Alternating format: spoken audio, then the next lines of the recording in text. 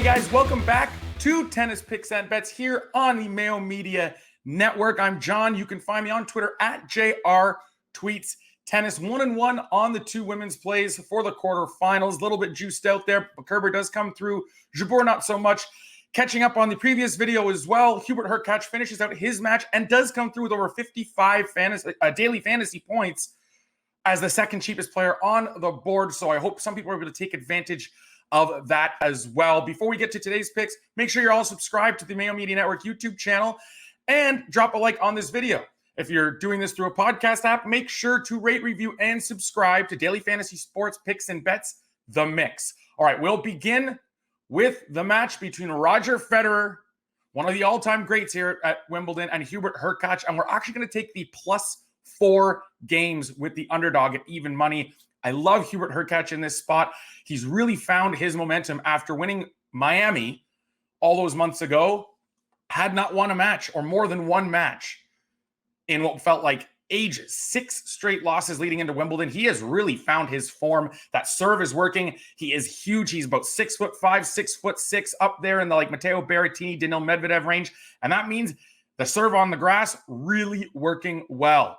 We talked about how entering the Medvedev match, he had yet to be broken and only faced 4 break points. I think when you come up against Roger Federer here at 39, that is going to be extremely important to be able to hold serve. This is the biggest server that Roger Federer will have played. He did quite well against Lorenzo Sonego, and I'll give him that.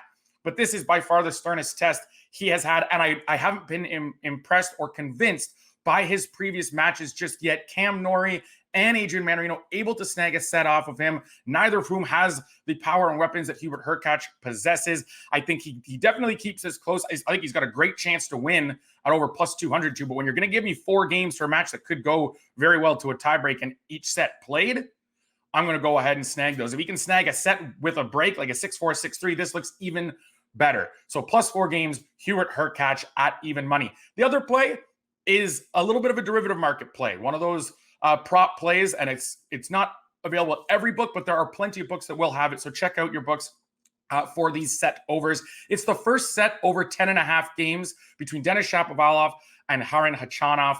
That one is at +162. The reason why I like this bet, these guys have both been holding serve quite well. Any lopsided sets they've been involved in usually has to do with them breaking their opponents.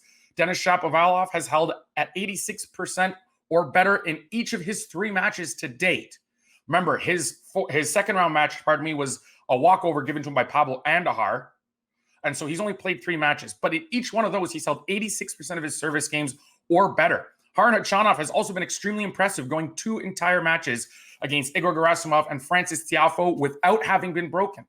He was broken 9 times in his last match, but 6 of those coming in an outlier 5th set against Sebastian Korda, a complete mess of a set that one was. The rest of his tournament, he's been holding quite steadily. He's got that big serve. Neither of these guys is particularly great on return, and both have been serving well and effectively. I think we see a very tight first set here. And instead of needing to get 40 games on the total for the entire match and not getting plus money on it, I'm going to go ahead and say that if this is going to go over the total, we're going to go ahead and back a close first set here. We need to get to 5-5 for this play to cash.